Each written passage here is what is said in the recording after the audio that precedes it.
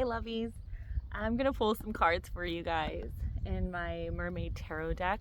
I'm a little terrified because I have you on this like selfie stick above like all the rocks in the water. So I'm really hoping that it doesn't fall. But let's see. You live, you learn. And thankfully I have insurance on my phone. Let's see. So I'm gonna be reading from a guide to the Mermaid Tarot. And this is Lisa Robertson.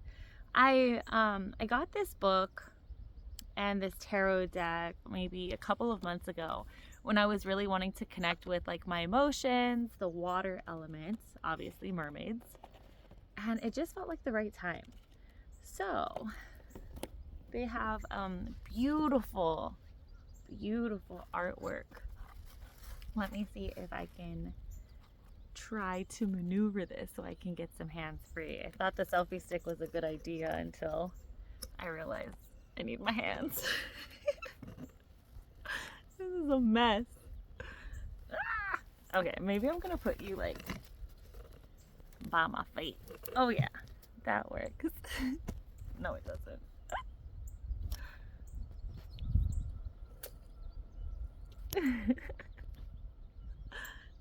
Okay. So, it's a little crooked. Whatever. So this is the Mermaid Tarot deck, and I'm wanting to connect with the energy of relationships. Let's see. I hear the geese. They're so beautiful. Okay, let's see. So I'm wanting to connect with the energy of relationships and really co-creation and vision. So if you have a special someone in your life, I'm wanting to see what obstacles, disharmonies are coming up for you, and also what the energy potential is as well. So we have the Four of Pentacles. I love the number 4. The way that I see 4, it's almost as if like you have 4 walls and you're building something emotionally with this person. And I'll read deeper into the specific Mermaid Tarot because their decks are very elaborate in terms of like their meanings. We have the 8 of Wands. 8 of Wands is really beautiful for me because I look at it just like the 4 of Pentacles. Oh, I'm sorry, that was the 4 of Pentacles versus the 4 of Cups. But I am still going to read that as the 4 of Cups in one message, and then the second message is the 4 of Pentacles. So the 4 of Cups is, you know, building that foundation emotionally with somebody, but also there's the 4 of Pentacles. So you're building that foundation, even financially, stability, anything that you need for safety, stability, security. Kind of like in that root chakra, it's going to be there. It's a very stable environment to emotionally continue on, but also like financially and safety wise. And then we have the 8 of Wands, which this is beautiful. I see it as you have 4 walls, but it's the second story. So this is someone that you're going to be able to build long term with. That's kind of what I see.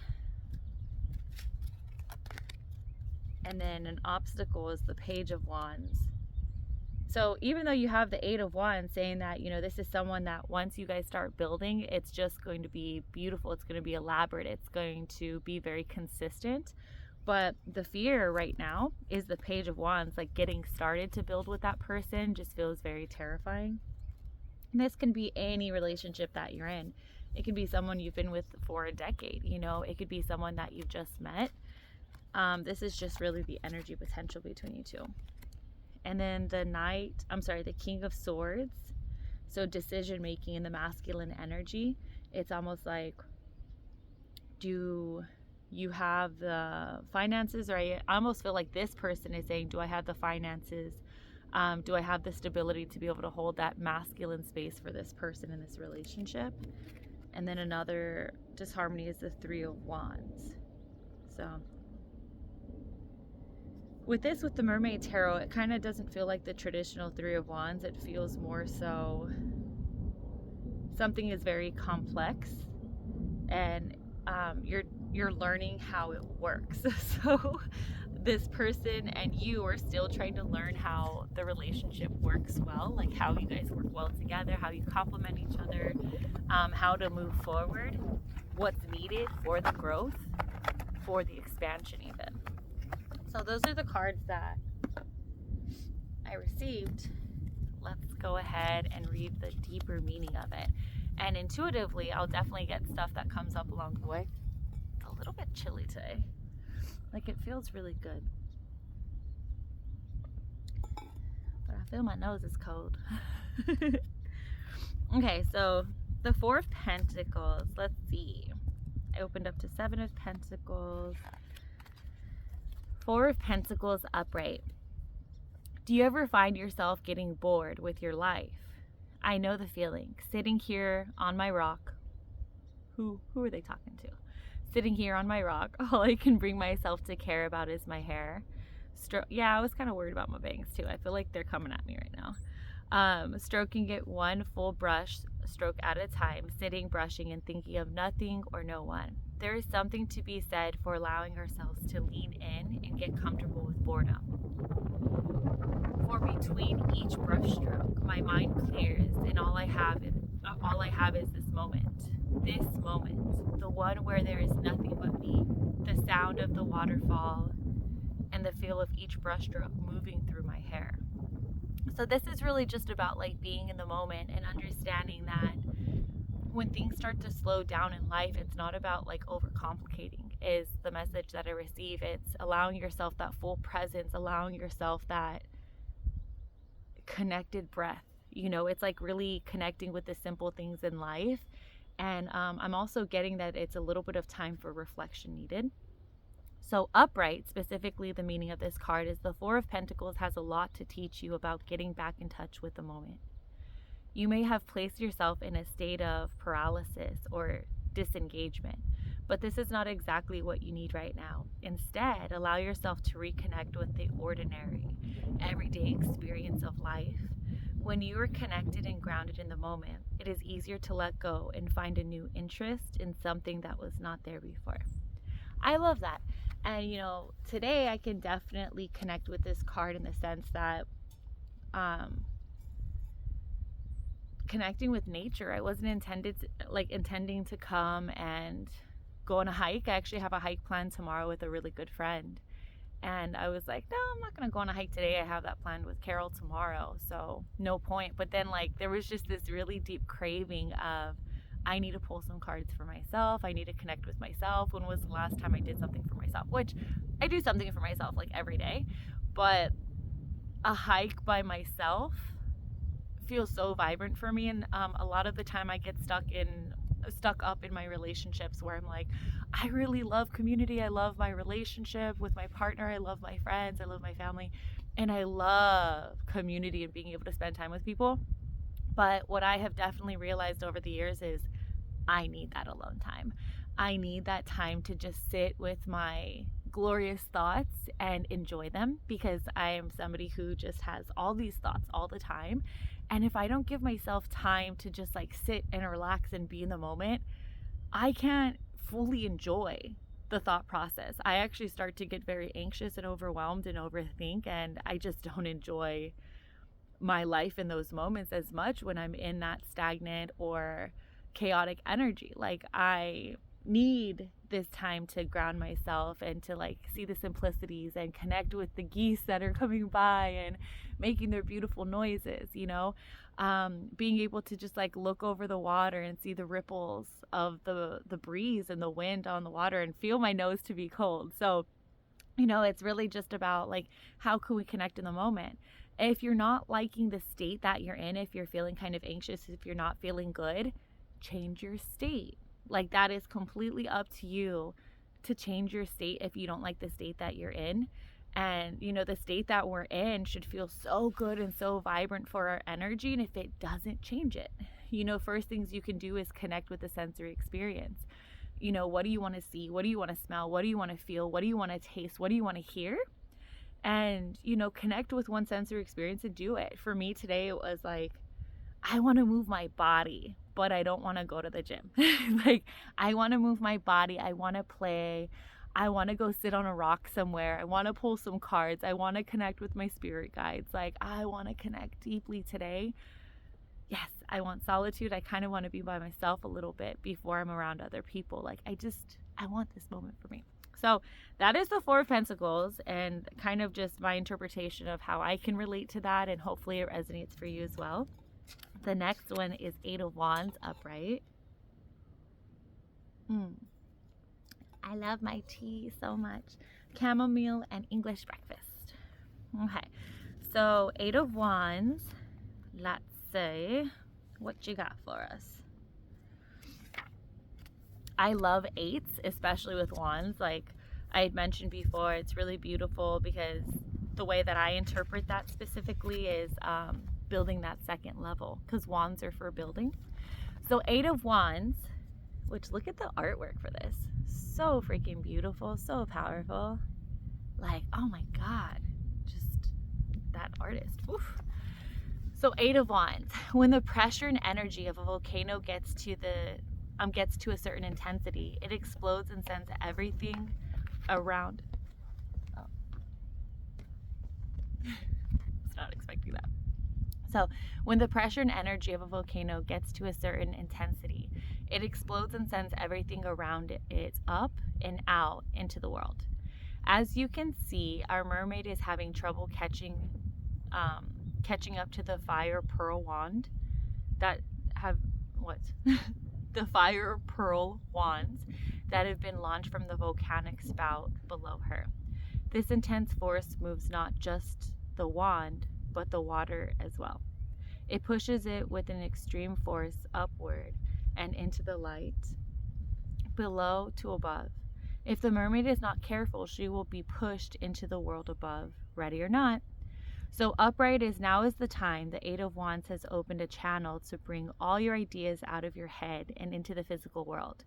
The intensity of this opening is so great that you might feel you are in hyperdrive right now.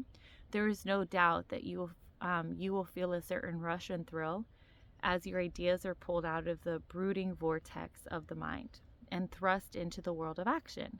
Keep in mind that the burst of energy that got you to where you are, where you are now headed, won't last, nor will it keep you there. Enjoy the ride while you can. So we always have a specific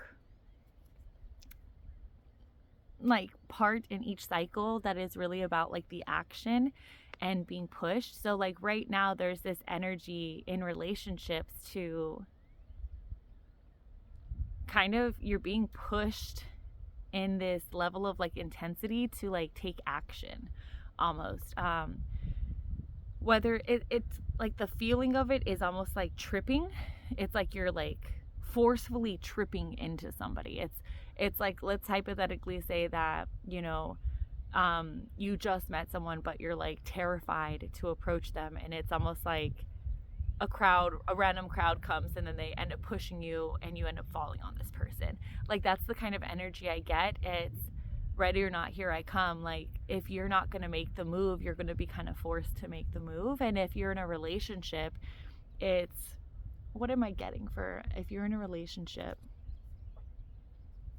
Let me connect with this a little bit more.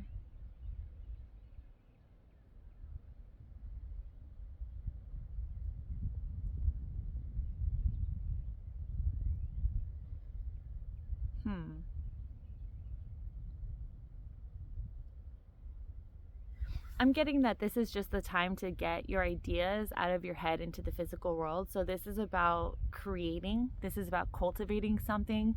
So I see, and even I feel and I connect with, that person that you're with or you might be living with. You're creating a home. You're creating this sacred space together. You're co-creating. And it could be a lot of you putting in the effort, or this person putting in the effort, or you guys doing it together. But I'm getting that there's a little more action needed in cultivating the actual physical space that you're living in or that you're spending a lot of time in. I could have sworn I pulled 6 cards. I guess not. And then so we go to the Page of Wands, and this is where the disharmony is. So let's see. Page of Wands. Okay. Page of Wands. The young Page of Wands is just learning how to use her fire pearl. She knows that it holds great power and magic, which is why she steadies it with one hand while she holds tightly with the other. She does not want to be one who drops or destroys her very first fire pearl. Instead, she is going to take her time and listen very carefully to those who are teaching her how to harness her wand's gift. This young page wants to master her power, even if she makes a few mistakes or miscalculations along the way. What? Miscalculations along the way. I was like, what is miraculous? She knows missteps won't be the end of her world. Instead, they will serve as the very lesson she needs to learn to refine and focus her fire pearl's energy. So this is really about still being in that very youthful space of like, maybe I don't know how to build what I want in this relationship, but it's utilizing the connections around you in your community to like really ask for guidance and advice when you feel stuck. It's okay to ask. It's okay to get curious and start asking people for like guidance, or this doesn't feel in harmony for my system, so how do I shift it? It's okay to really like lean on people at this point, because I feel like you're really eager to learn and you're being very, very gentle with like that fire pearl. But at the same time, it's don't have the ignorance, because this is where the disharmony comes in, because it was reversed. The disharmony kind of shows a little bit of like not wanting to ask for help, being embarrassed to ask for help, not wanting to really open up and let people know your situation. So open up is really what I'm getting. And then so it's reversed. Impatience and ignorance will turn your beginning steps into your final march of shame. You are taking only the first steps with this new energy, and you can't possibly know all there is to learn.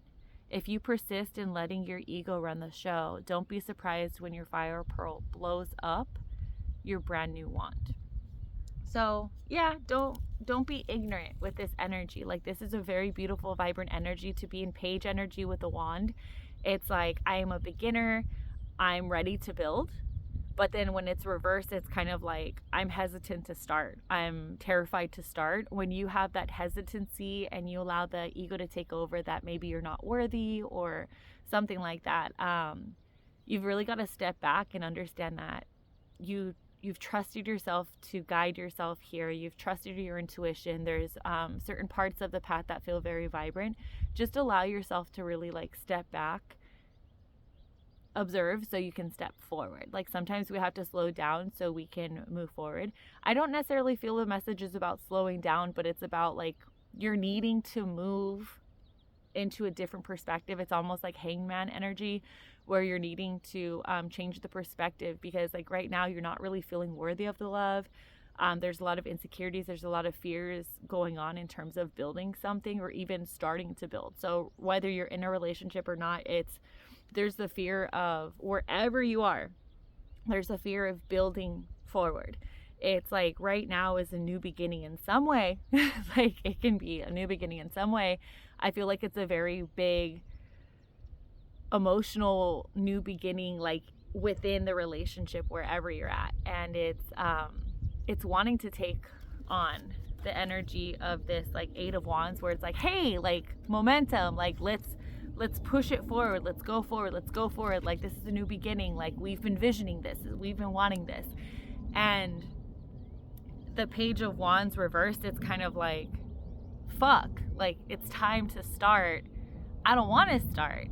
I'm scared to start. I don't feel worthy of starting. Like, what if this person doesn't want to start with me?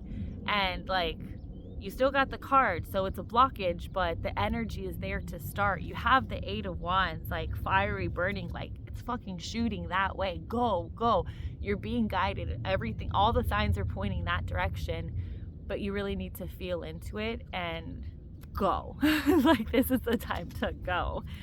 And then we have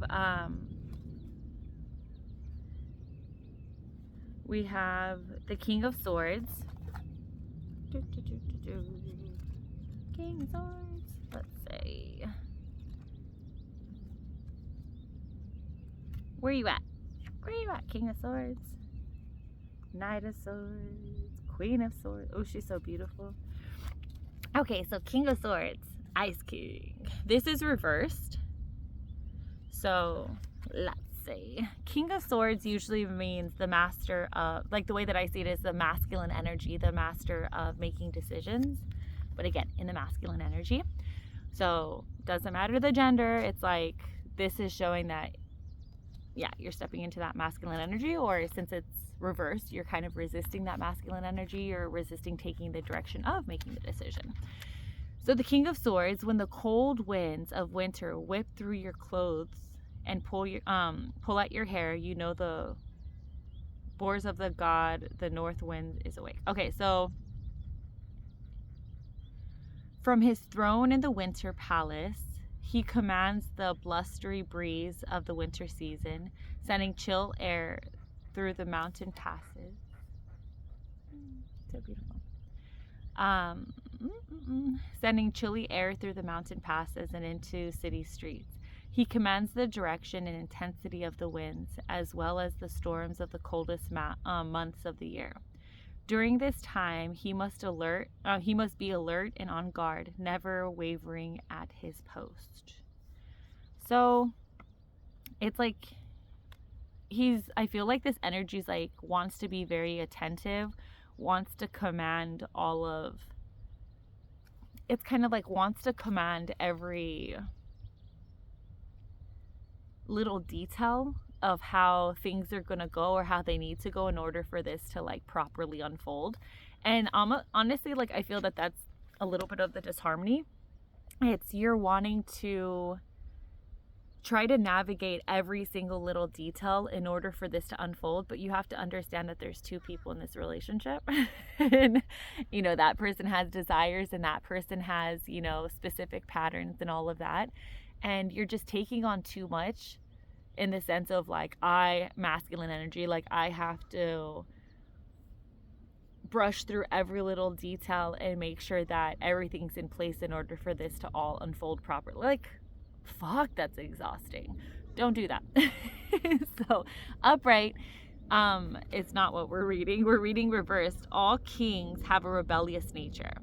They all want to leave their mark on the world and be seen as special and unique. Often the line of thinking becomes corrupted by the king's ego and chaos ensues. If you have become more interested in being a rebel without a clue, then clueless is exactly how you will be remembered. People will not look back on your work of life as something noble, but instead as something disruptive and annoying. It might seem easier to use the big sword to get your way, but this is not really what makes a leader. You can lead or rebel, but you can't do both. So, how I interpret that, there's like a couple of things. It's almost like, don't go into all the nitty gritty and all the details and trying to control everything because you're going to be seen as annoying. And then there's another part for some other people that this might resonate differently.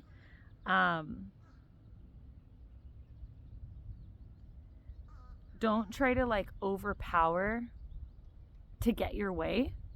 Like don't try to overpower to get your way. It's like almost like bulldozing or bullying your way, pushing somebody into like get your way. Like you don't want to bully, you don't want to manipulate. It's kind of like you don't want to use that big sword in your favor, because that would just be manipulation at this point. So you can lead or you can rebel, but I'm really getting that kind of two different messages. I feel that the new relationships, you're needing to lead, you're needing to kind of safely be in that masculine energy and lead your partner. And then for the people in a relationship, I feel almost as if you're needing to rebel. And I feel rebel not in the typical sense of rebel, like, no. I see rebel as in switching it up and doing things that you're not used to doing. So if you're used to just kind of like catering and being there and however your approach is, you're almost kind of doing the opposite of things that you really enjoy. And it feels familiar to you, but it's maybe not an energy that you're constantly in. You're just kind of like stepping back and you're actually letting go of the reins. It's a little bit of the opposite of the masculine energy. You're actually wanting to, you're forcefully trying to take the reins as the masculine King of Swords, but you're really needing to step into the Queen of Swords. You know, that the mastery of making decisions, but in the like the female perspective. And then the last card is the Three of Wands. Yeah. Ooh, it's getting chilly.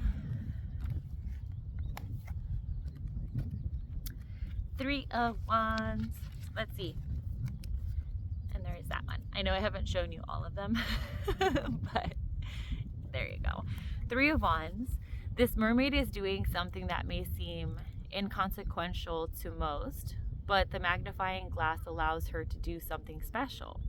With her Three of Wands for support, she can now take a closer look at what she has created. It is one thing to create blindly, just wishing things into creation. It is quite another to be aware and in the know about what you're creating and at what stage of the process your creations are. What better way is there to do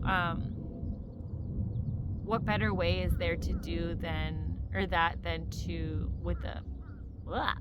What better way is there to do that than with three magical wands and magnifying glasses? So like what I'm already getting with that is understand that you are in a cycle already, and try to figure out where you are in that cycle and understand like where your vision is, where you want to go, but like how far along are you in that vision?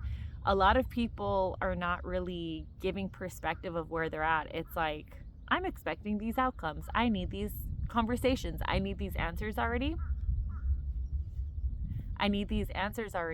But it's like, if you're at the beginning stage, no, like this is the time to be courageous and step forward and being that energy and really enjoy and embody yourself and play. But it's like some people are thinking that, you know, 1 out of 9, they're at like a 9 and they're an expert at this and they're needing answers and it's supposed to be unfolding in certain ways. But it's like you haven't even put in the action. You haven't even put in the care of this relationship. That's for like new relationships.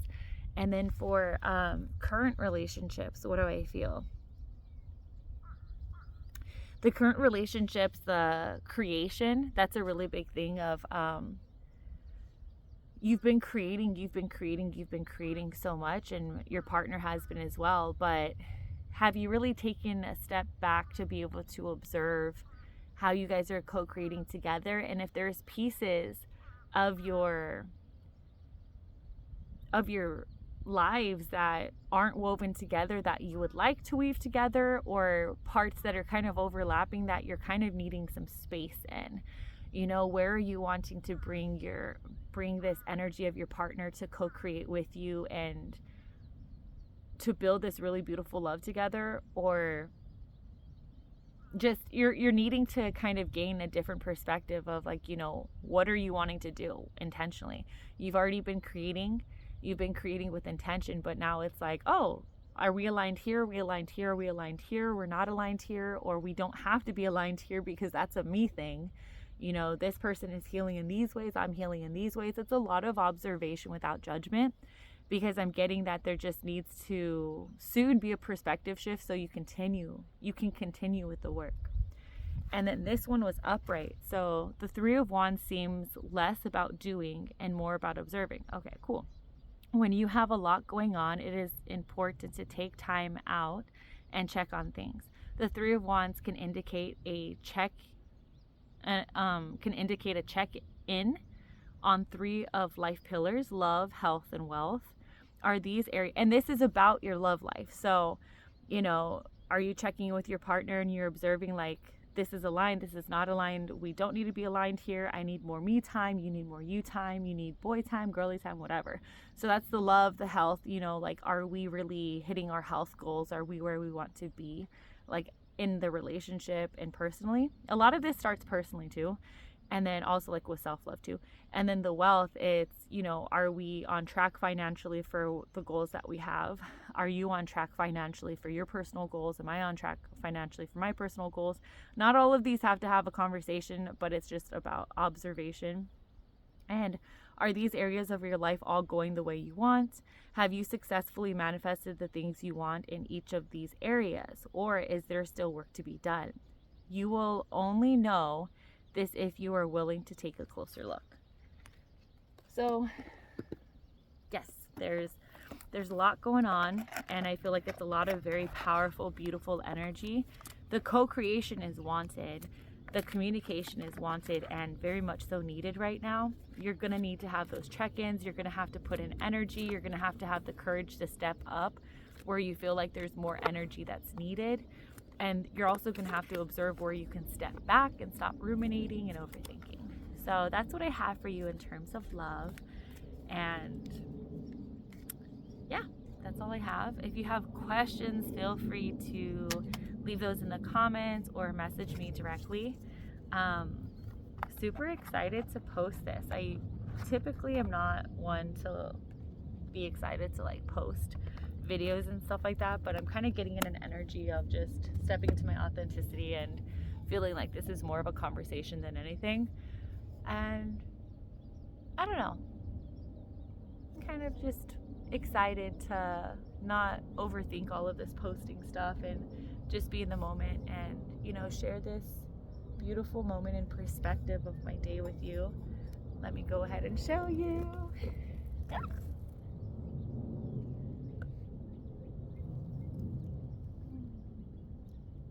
Those are my views.